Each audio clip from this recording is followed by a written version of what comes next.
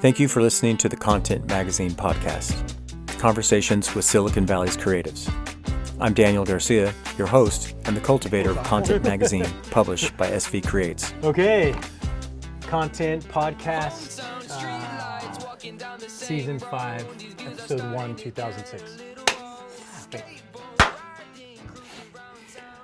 Okay, we are back in the sofa studio for a podcast. This is the first time for 2026, even though it's February, just the beginning of February. We've been off for a while. We had a little technical glitch with some microphones, and now we got these cool. I know. My dream of just having lapel mic, so we don't have to have like a microphone in front of your face. So, David, what are we talking about today for our first episode? I mean, it feels like a lot of stuff has happened, and not a lot of stuff has happened. I don't know, but it's been a few months since we've been in here, and I guess one of the biggest things that's happened, as folks can see on the table here, is a new special edition of Content Magazine that we've worked on. So, in addition to microphones conking out, we also had a big project we were working on. So, yeah.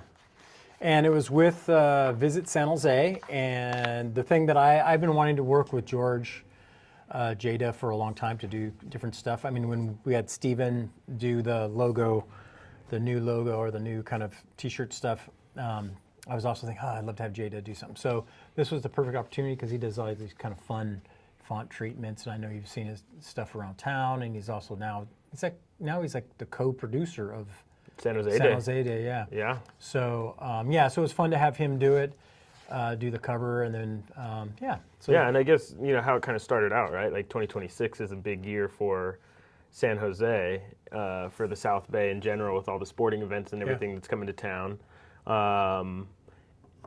We linked up with Visit San Jose, who, wanted to have kind of our spin on kind of what there is in the South Bay.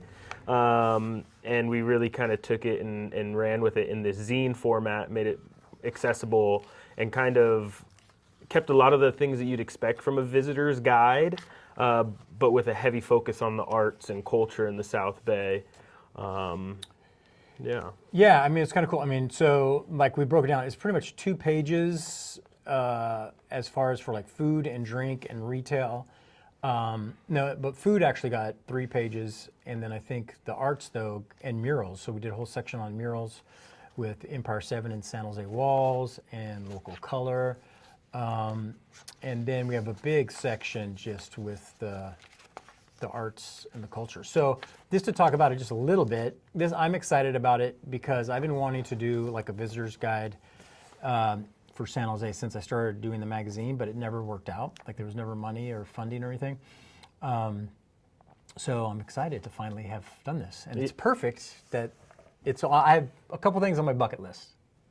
And this will segue, was to always do wheat paste, like do a wheat paste project. And we did that on Market Street. We were San Pedro Garage, spraying away. A lot of people saw that during the big game weekend there too. So I saw some people tagging it, and I missed some of the reposts. That's cool. Yeah.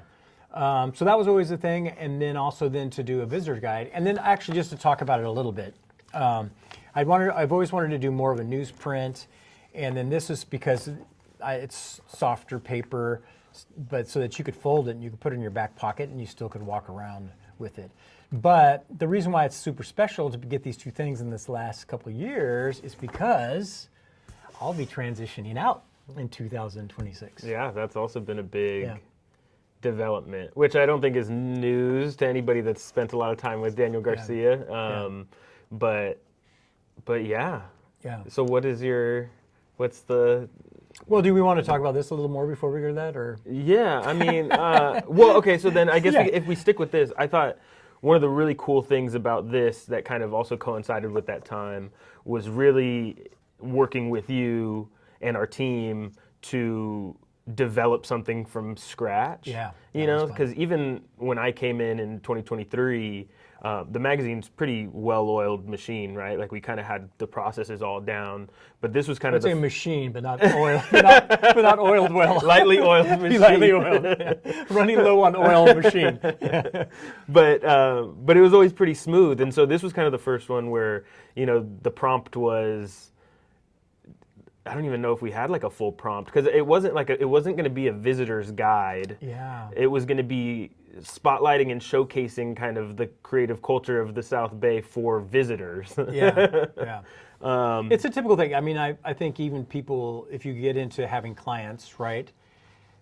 I mean, of course, we're not going to say who the client was for this one, but, you know, it's always like they want something, but then they really don't want something, and they don't want something, but they really, you know what I mean? And that was the thing, like, and, you know, when they first were talking to us, said, oh, just pick the top 12 things that you like, you know? And so I think we were thinking like, oh, cool. But then I think we were also at the same time trying to figure out how does that really become something in a booklet, right? Yeah.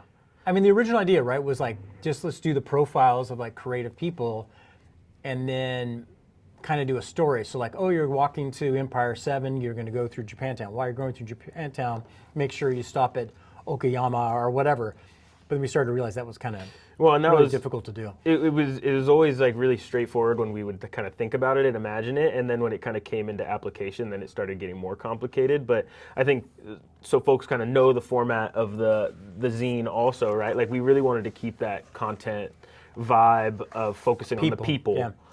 Focusing on, you know, the folks that are in the scenes doing it. And so we kind of went back and forth, and we had a great writers meeting. Yeah. So shout out to Samantha and Danae and Joshua and Yvonne and Esther and everybody that came and ate pizza. Yeah, and Sam was. And so we were like trying to figure out the structure. Like, are we going to go like the genre or the medium or the style? Originally we weren't going to do food and drinks because we wanted to just stick with arts and culture, but that just didn't make any sense towards the end, right? Yeah. It did change. I think it came out nice. If I was doing it again, I would do it a little bit different. But yeah, I definitely wanted to do these little district bubbles, you know, those little kind of things, like the subway. Yeah, the subway token, like the emblems. Yeah, just so that people can have a context of where it is. I'm just trying to think about when I go to a city, like I want to know. I always look for the galleries, the museums, and that kind of stuff, right? Totally. That's what I want to do. And then the food stuff, of course, food and drink. But to me, that's always secondary, you know? But as we think about, if somebody comes to town, they need to get a full experience. And so we were going to, like, we have music and theater, which has got like DJ stuff, you know, San Jose Jazz, and then we got like theater, we got the film festivals, you know.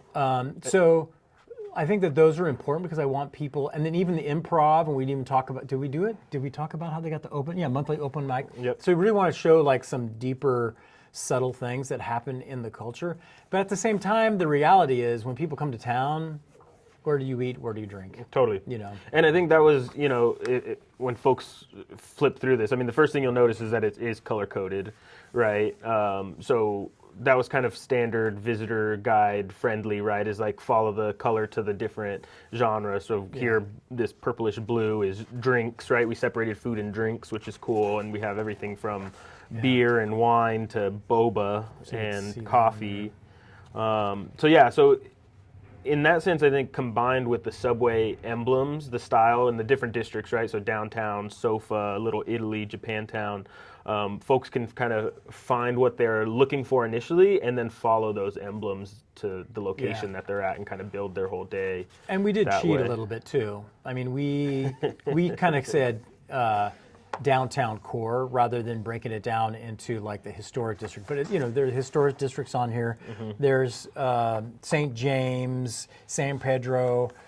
You know what I mean? So we just did Little Italy, Japantown, downtown core, which we put like 3 the districts. Historic, the Cesar Chavez. And then Sofa. So we just kind of put those all together, just because they're. Let's face it, they're tiny. The districts are tiny. So if you're trying to like build it all out, like this is it, we would have too many little dots. And well, I think more importantly is that... And then the beyond. Yeah, I think more importantly for the downtown core is that they're all walkable, right? Like you could totally walk to any of those places. And so I think that was a big emphasis on consolidating. And then the consolidation of, like you were saying, beyond downtown. Like San Jose is just so massive.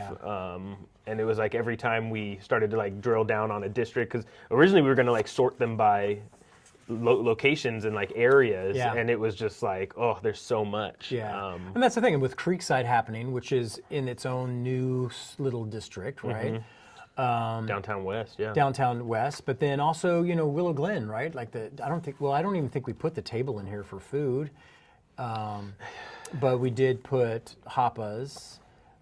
So there's a lot of things that actually you can read in the beginning. We say how much we leave a lot of things out because it's just impossible. And two, we try to be heavier on like what's going on with the arts and the culture. And the other thing about focusing on the folks and the people and the profiles, I think it kind of registered in my mind that like go ask these people, you know, like now you have a little bit of information. We picked folks that you'll see when you're walking around the different parts of the city.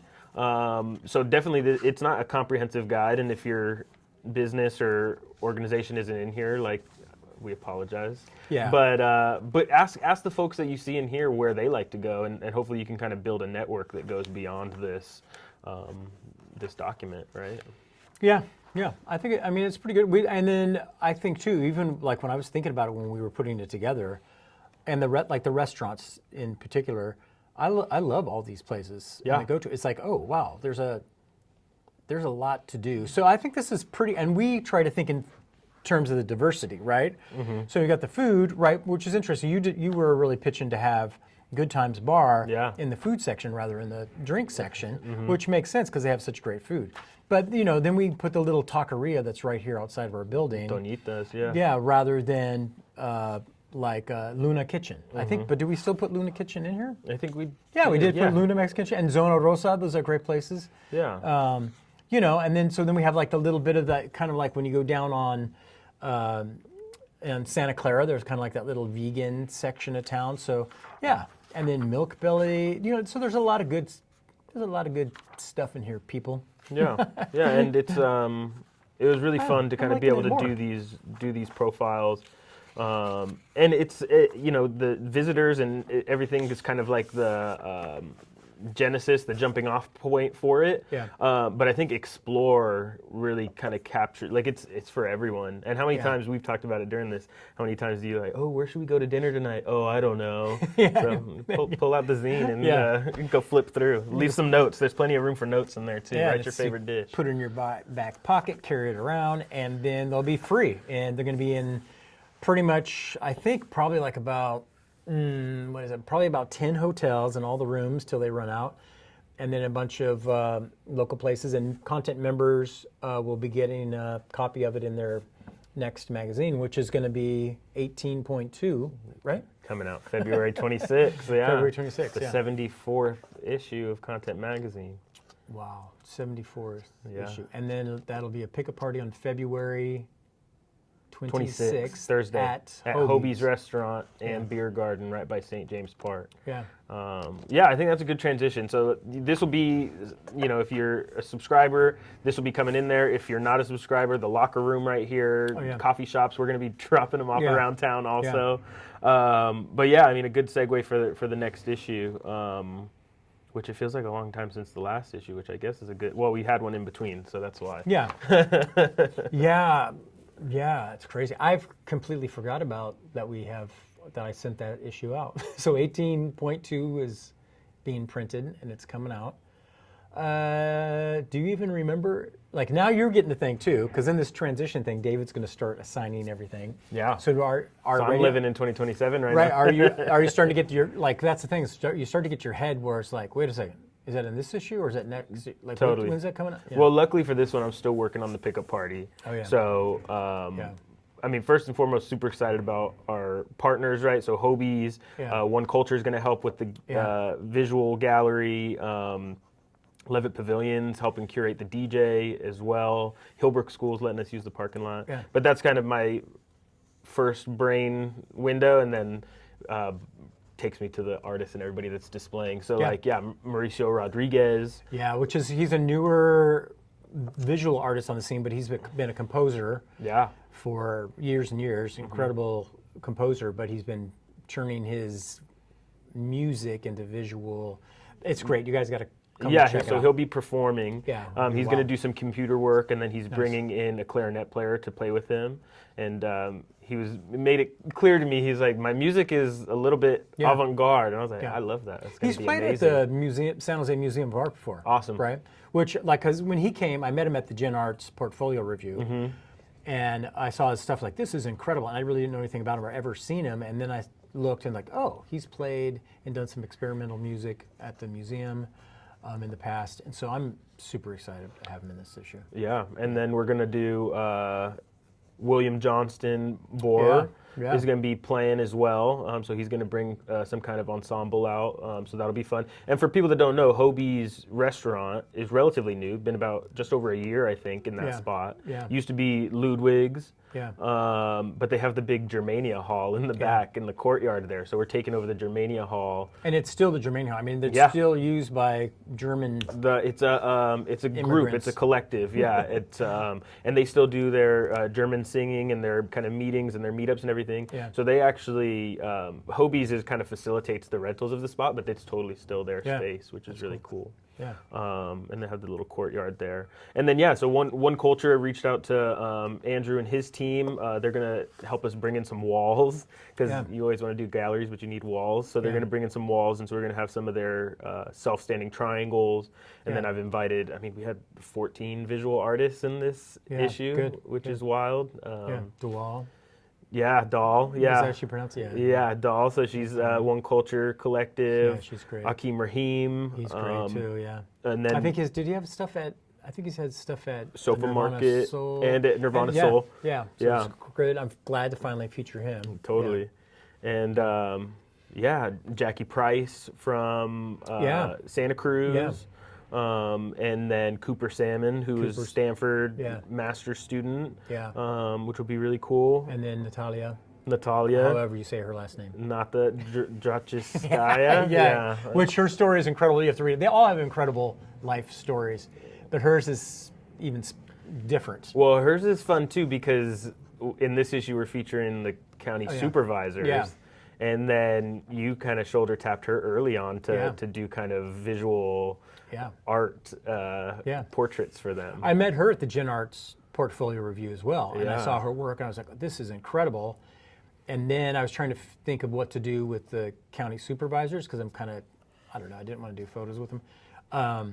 And so I thought, this would be great, because she does, in addition to the other kind of artwork that she does, these books and stuff, she does paper collage and does portraits. So there'll be portraits of all the county supervisors. And the fun thing too about this, of course, we're a nonprofit arts organization funded by the city of San Jose, the county of Santa Clara, and other kind of like sponsors, like through Healer and through SV Creates network and stuff like that. But it's great when we're able to commission artists. Like we were able to commission Jada to do this, and then we were able to commission Natalia to be able to do these portraits. For the creative ambassadors in the summer, we had Britt Bradley come out and do those photos. And that's super fun to be able to do the magazine and then have the production of it be with the local artists, which all of our writers and editors and photographers are also local artists. 100%. Issue, but somehow you kind of forget about writers in a way, and especially the editors, right? Like you pick up a publication and you read about the artist, but you don't really necessarily think about the writers and the contributors that put the magazine together. I think maybe you think about the design and the photographers, but unfortunately, the wordsmiths kind of, you know what I mean? Well, as a writer myself, I think of the visuals as kind of the low-hanging fruit, and I think a good writer is, you shouldn't think about them in some senses, right? Like the storytelling should really kind of, especially when we're writing profiles about individuals. So Yeah, the good writing makes you feel like you met that person. But that, like I tell all the photographers, it's not about being good photography. It's about making it interesting so they'll read the article. Yeah, totally. Which is yeah, and yeah. so that in that sense, it's I think working well. Yeah, it's working well. That's a fun, and then also fun issue. shout out to the photographers in the next issue too. So we have SJSU students that are going to be featured, which is cool. Bugsy Malone. Yeah, who Bugsy just had Malone, the who I've show. been wanting to feature him since. I mean, this is the 74th issue. Bugsy's been on my list forever because he's an OG, been around for a long time. Yeah, there's still people that have been on my original list that I haven't gotten to. Yeah. Yeah. So you have to do it. Signs of a good art scene, I'd say. Yeah. Yeah. It's always more. That's always blown me away. That's usually when I talk to contributors or folks that want to write or whatever for the magazine.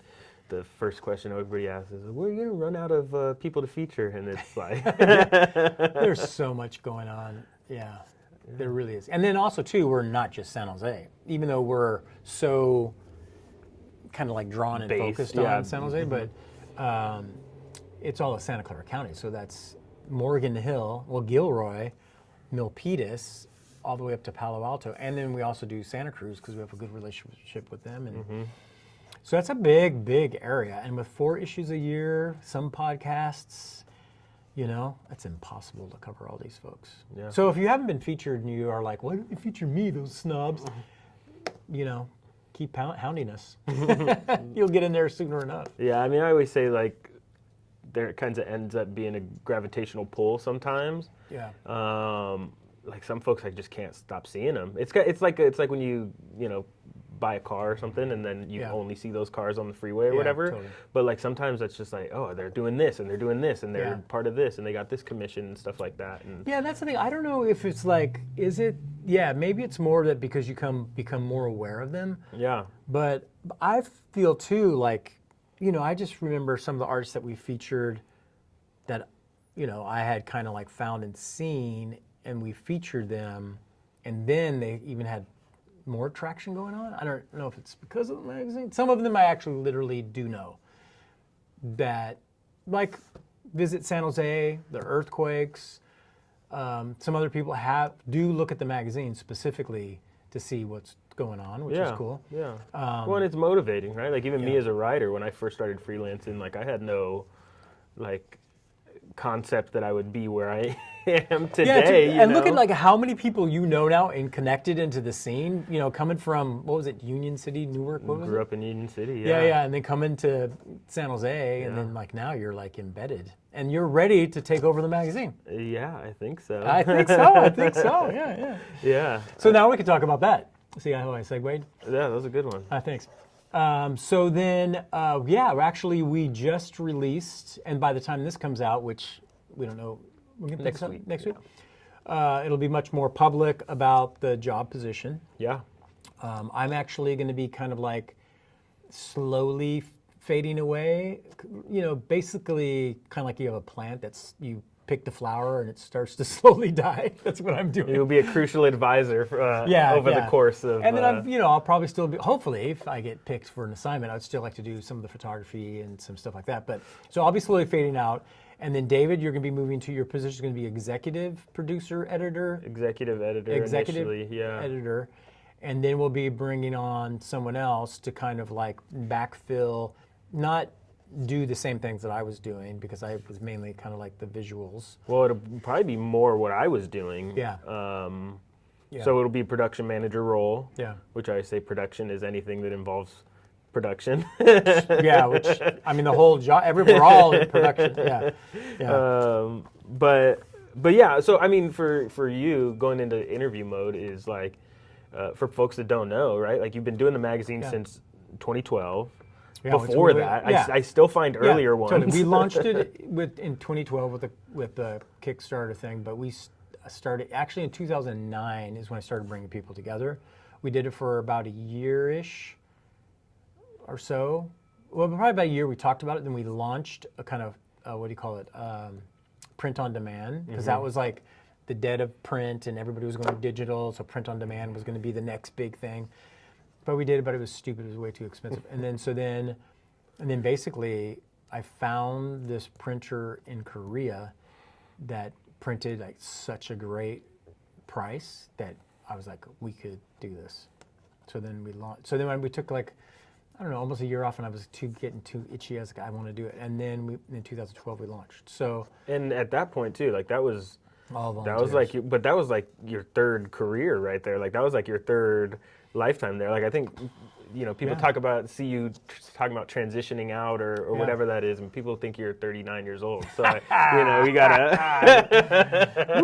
So we gotta. Yeah. I did photography, and then I transitioned to being a pastor, and I transitioned from being a pastor to doing the magazine. But before I launched the magazine, I had to do photography, branding, marketing, artist representation, anything to pay for the magazine. Yeah. And then when I merged with SV Creates, that was the greatest thing, because there was some backing, without having to run around and try to get ads. Even though we always were trying to do that and get partners and stuff like that, but there's a budget because of the county and because of the cities and stuff like that who care about the arts. We have a small little budget that we could do the magazine, Yeah.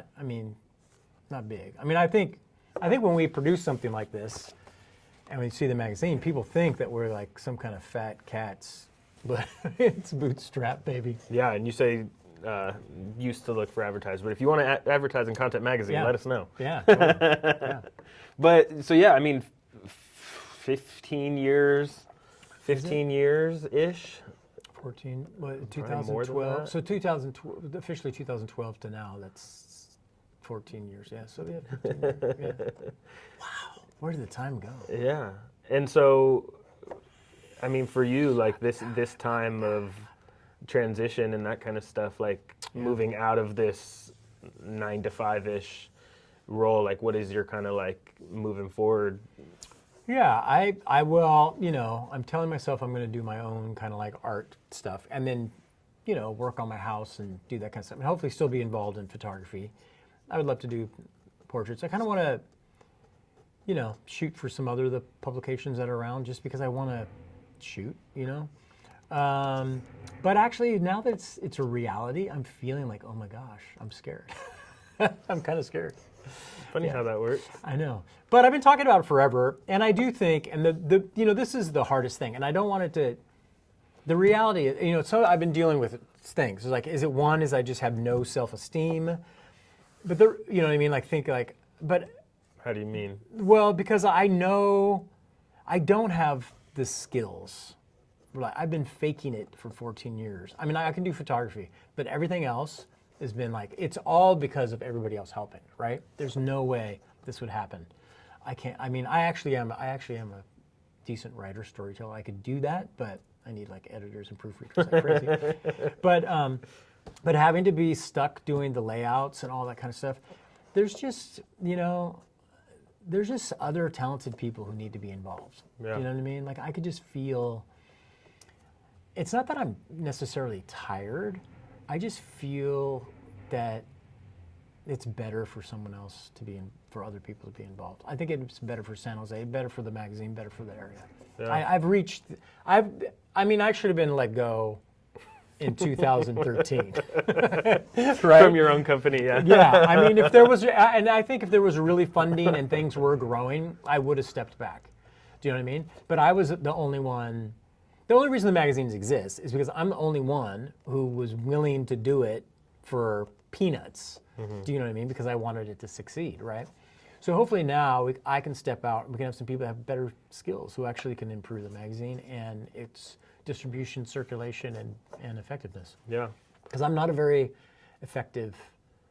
I disagree with half of the stuff you said, but I agree. Yeah. I agree with the other half. Yeah. But that's kind of. But I'm not like we produce this. Like, I can help producers come up with the idea and like do that. But then how to get that out there and market it, and then even so that people can get their hands on this, which is going to help all these organizations. I suck at that kind of stuff. Because my mind's already like, off to the next thing, right? Yeah. So that kind of stuff, we need to shore up those kind of consistent, it's a good kind of like flow. It's a good place to be, though, to like be as far down the road on a project as you are, and then kind of have that realization and like the want to like let it go. Yeah. also. I imagine, I mean, as opposed to getting fired in 2013, you know? Right, yeah. Well, actually, which was always the concern. I mean, like when we merged with SV Creates, Connie Martinez, who is awesome, when we had a whole contract that had like, in the first year, if things go bad, this happens. Second year, third year, and all these kind of stuff. And it was always such a great, SV Creates, you know, such a great organization. Small, streamlined, but their focus, just so aligned with like my desire to bless the community. Yeah. So it was never an issue. But I thought, oh, okay, I could be, let go. And I think if there was more quote unquote financial success, and there was somebody who could have come in and been kind of like the art director and the publisher and the editor type stuff, I would definitely have left, because the worst thing is that a founder sticks around too long. Yeah. And I've had to stay around because we just don't have the option. So now, as I go, hopefully, and with you coming in, being able to do so many things, then it'll shift. Yeah, I mean, and hopefully be for the better. Don't kill it. I think that's the exciting part. Moving forward, one is that the foundation is so strong of what the magazine is and what the mission is, and especially coming from different industries and different backgrounds, it's not always clear what the mission is, when you're working every day. But I mean, we've talked about it before too. It's like, oh, I'm so stressed and I have to do this and I have to do that, and it's like, well, who are you supporting today? Yeah. Whose work are you honoring and representing? Yeah. And having being part of an organization like SV Creates that also believes in that makes it a good foundation to kind of move forward on. Yeah, it's true. I mean, SV Creates, like, right, with the mind share, the round tables, the grants that we do. You know what I mean? It's like, it's such a great organization, and that's why the magazine, for the visibility and the voice, it's such a great channel for the arts. Like, I don't even know, like, if SV Creates had to close, what would happen? I mean, that's a little hyperbolic, but because there's such great organizations now. Yeah, I mean, the arts would go on because they always go on, right? But it's like, when I started, I might have talked about this 3 years ago in my first interview, but you only talked about the Raiders. Well, that was like my first day also, so I probably didn't talk about this. But I had like the kind of existential crisis when I was driving to work that day, like why am I getting paid to be in the arts, and like what is the goal of this magazine? And I know, like you said, like it's a polished look in the stuff that we're producing, and I know some other folks might feel the same way. Like, what's the goal? What's behind it? And what's the mission? What are you trying to do? Yeah. And it really is just supporting the arts. And there's so many ways to do that. Totally. And then on the flip side of that, the arts supports so many other things in different ways. Yeah. That it feeds kind of into itself in that way. So like, yes, we look for funders, and yes, we look for people to support, and yes, we look for people to volunteer and spend time and create themselves. But it's all part of everything. Yeah, I mean, that's the thing. It's like, that's what's so great. I think that's why I was so glad that we were able to do it. So I just flipped. So like, us putting this together with Visit San Jose, it's not about the content brand. It's about how does local color, how does Aaron, and how do people go through and get to know our city and the arts and culture. I mean, we even put like the writer's bench alley, which is on San Carlos. Is that San Carlos? I think so. Isn't it on there? It's come back. Yeah, I know. I forget what street actually it's on. It's Santa Clara, down Santa Clara. No, that's the store. Yeah, the store. But the alleyway, you know what I mean? Which is like off the beaten path. But it's like, how do we show? We really support. Like, I mean, every dollar that we get goes back into how do we support Felipe and Good Times and Zuri, and Addo Domini and what they're doing. Do you know what I mean? Like, that's the fun thing about being involved. Well, and I think that's always been the exciting part for me too, as a writer, and now being part of the magazine and now being the executive editor. Yeah, moving. I couldn't remember what your title was before. Yeah, you don't even know what my name is. I know, right? Daniel, right?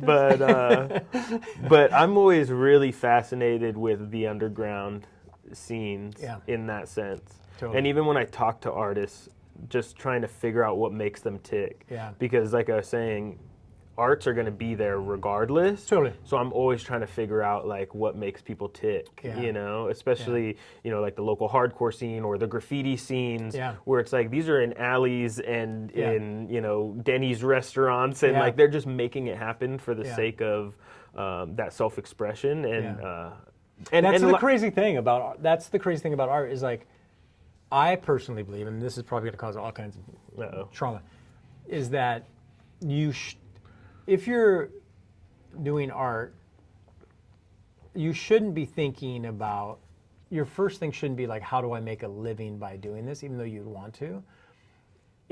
You're doing it because you love to do it. Yeah. Right? And then to be able to then generate an income and then maybe a living is a very, very few privileged thing.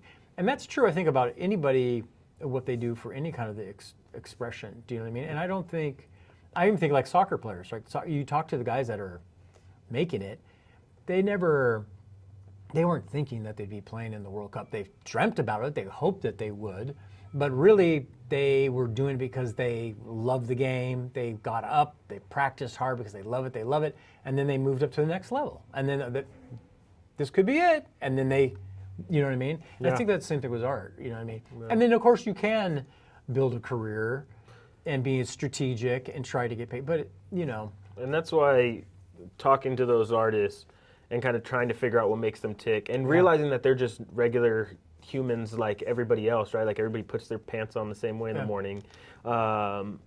But their motivation and what gets them up in the morning, and they're still doing it. And if it wasn't this art, you know, folks that are like in, you know, commercial spaces and selling their pieces, if it wasn't that, it would be something else. Because that creativity is just, it's you know, dynamic in that way. I think really though, even the artists that get representation or in galleries and all that kind of stuff, and then you even get the story of the artist that's kind of like the pain in the butt and all those kind of things. Right, you know, these big, successful, whatever, Hollywood style. The reason why they're jerks is because they are so committed to their work, right? And everything else is kind of, right? So, anyway, there's a balance. I mean, photography, of course, is the most bastardized, whoring of all the arts because you do it. You can do commercial work and then you can do fine artwork and stuff. Yeah, you know. And writing too. Yeah, all of the above. Oh my God. And illustrators. Oh my goodness, you didn't know. But okay, let's see. So we talked about this booklet. Find those all over the place. The next issue, February 26th. Pick a party. Make sure you come out. Sight and Sound is that next issue. You're going to be, of course, you see it all over the place. Make sure you buy an issue, become a member, so that we can pay more writers, we can commission more artists to do work. Get involved with content. If you want to write, if you want to take photos, reach out. Yeah. There'll be a job listing up for production manager role. Check it out. Be all inclusive and be part of the team. So. I think that's it. Anything else we want to talk about? No? I think we're good. I think we got the magazine, we got the thing, we got the transition. That's it. So, 2026. So this is the first one of 2026. Be looking, stay tuned, link and subscribe. Yeah. Because we have some other podcasts coming up in the next couple weeks. Next couple weeks, we'll be seeing more podcasts coming out. So for Daniel and David. We're back. That was a false ending and a false start and a false ending because I wanted to ask David, when we first hired you for the job, what were you expecting you were going to be doing, and then what changed in that expectation that has frustrated you? No, I think that I had a lot of learning about like what the magazine was at the time too, right? Like what the mission and the goals and everything like that was. Like it was clear, but like being there was like I just how does it all work? I had a lot to learn from there, but I've told a lot of people I thought that I was going to be in magazines all day. I was going to be flipping through magazines, reams of paper, press checks, doing all kinds of stuff like that. But that's also my background, right? Like my mother worked in print production. And so, I mean, I thought that there'd be more interaction with our contributors also, I think. Like I thought that we'd be in a room together more frequently, storyboarding and whiteboard sessions and all that kind of stuff. Like I knew there wasn't a giant full-time staff or anything like that. And that was always my mission from the beginning too. Like that was my pet project that never got off the ground, was like trying to do more. And that's what was fun about this though, right? It was. Because we came together. I mean, I would love to be able to have that, but how do you have all these freelancers, you know what I mean? Like having their time to come and like, let's really like all get together. So Well, and I remember a couple of the issues too. Like I thought also like more the curation process, which I've gotten into over time. But I remember early on we had an article, I think it was with Silker at West Valley College, art and design, and we were doing something on the new art building and one of the professors and some of the students. And I was like, oh, wouldn't it be cool if we like wove those stories together and like followed like the trajectory of like the life cycle at Silker and like wrote like a book style type thing. And you were like, do you want to do that? And I was like, yeah. And then I like realized, and then I think I wrote some of those articles anyway, and I was like burnt out by the end anyway, right? So I mean. Yeah, right. That is an interesting thing. I mean, a magazine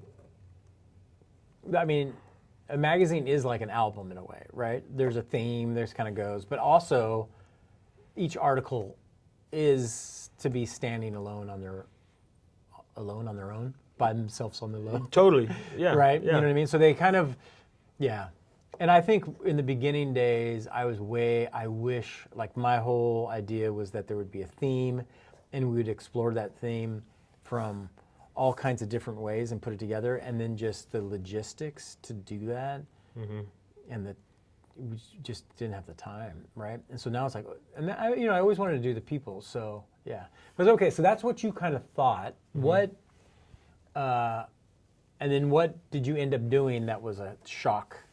The pickle parties. I mean the event planning. That was the one thing in the interview I had told you, was that I didn't have as much experience doing events. Now I have a lot of experience doing events, which is great. How did I respond? I probably said, "Oh, don't worry about it." Yeah, that was exactly. That was almost a verbatim. That's what I think. Don't worry about it. Oh yeah. Don't worry about it. I'll help you with that. That's not much of it. And then I remember the first pickup party we did, which was at Open San Jose. Easiest pickup party. I didn't even know at the time. So shout out to them that they had just opened their doors. Like they hadn't even had their grand opening yet. Yeah, they didn't have the sound pumped all the way through. No, they didn't have the things up. They were putting monitors on the walls for us and like running audio and stuff. But see, that's the thing, is like when you start to do something, not only do you grow, you make others grow. Well, and that was another big takeaway working with you. Is the difference between thinkers and doers, right? Like I'm talking about like that interwoven stories and this, that, and the other, and like that's great for thinking. But then what about the doing portion of it? And so I've learned a lot about that. Like even coming and doing the podcast, my first day we sat down, I had a photo shoot and a podcast, which I was not ready for. I mean, luckily Oh, that's right. We had Paul. To do the photo shoot. Yeah. And that was the first day. That was my first day. Did I tell you we were going to do it? No, you did not. I was lucky I got a haircut, and then I never cut it since. But I know. I was shocked when you came with your haircut. Yeah. Because I hired the David with the long flowy locks. Compensating, But I think definitely the doing. Like I remember when we first started doing podcasts too. I was like, oh, can we do this? Like, have you thought about this? And you're like, well, we just got to do it, right? And you've said that about me too, right? It's like sometimes the first step will get in the way of the rest of the project. Yeah, it's hard, And I think about that all the time. Trying to straddle that difference between. I think that you've probably gotten to the same point too. It's like once you start doing stuff and you get your hands in more little things, you start to realize like, oh yeah, I don't have to stress about that. I can figure that out as we go along, right? Totally, yeah. You can. You start to see like there's ways to pull things together. Well, I think that was also doing events was really great because like everybody's figuring it out. And like when people ask me about how to plan an event or how to get a permit or how to do a city, you know, type thing, I'm like, just radical transparency with the people to be like, I don't know what I'm doing and I need help. And then sometimes they're like, well, we don't know either, but let's figure it out together. So and it was great too. I mean, like, you know, Phil Moresco, right? He has always been such a great help to us. Talk about a doer, Yeah, we would not have been able to pull off stuff. And then he, you know, was always he's such a great guy for the community, right? Yeah. I mean, such a servant and all that kind of stuff. So same thing for that same pickup party. We showed up and it was like a walkthrough. And I was there first, and we were like, I don't even. And then Phil showed up. He's like, yeah, you want tables there? You want to put the sound over there? You're good to go. And so, I mean, he's been so instrumental, and it's great too. I mean, he's thanked us too, because him being at the events, he's had other kind of jobs been able to that's the take goal. place. Yeah, I think the craziest pickup party ever was, I don't want to name it. Let's just give it a code name so nobody knows what it is. Let's just call it by a river. river. Was that the craziest? Adjacent. As far as because of the insurance aspect. Oh yeah. So that was definitely, you got training by a fire hose. That was the first time that I. What's the acronym for it? OCTs or OA? Was it? What is for what? For the insurance. Oh, the COIs. COIs, yeah. Yeah, certificate of insurance. Get your certificate of insurance documents. COI. But that was the first time that I, like, I don't know, like an adult moment, like a big boy moment, where I was like, and talk about the first step getting in the way of getting something done. I was just like, I don't know what this is. I was getting legal documents handed to me and all kinds of stuff and contracts, and I was like, I don't know what this is. And I had the realization, I was like, nobody's going to do this for you. Like, you need to figure it out. Like, nobody's going to save you. I'd show it to other people, and they're like, I don't know what that is. At one time, I called my personal insurance guy, and he's like, yeah, I don't know what you need to do with that. So, but it worked out. I remember going in with one of the folks that was participating in the event. They were like ready to pull out of the event because they needed their insurance documents, but I like went over to their space and like sat with them and went through the paperwork. So now I'm a registered insurance broker. Now you're OCA. No, OCI. COI. COI. DOD. But that was, I mean, but I think that particular event as well made me realize that like big hurdles, but like big rewards. Because that was one of the funner parties also. And that's also kind of the dream. And it gave me a new respect for other people that do events, other people that do magazines, other people that do all kinds. Like, it's not easy. And a lot of times it's not because they're smarter or better or what, but they're just like spending the time and getting it done. So. And none of it's hard, right? It's consistency and follow through. And you're working, no matter what you're doing, you're working with so many different people, and that's kind of the hardest part. Like, you have to have people that come through for other things, but I mean, our community, I feel like people are really excited to do stuff. Totally. Yeah, it's been great. All right. So then, let's see. The first question was, what did you expect? Let's look at you. What are you excited about into this next role as I disappear and you emerge?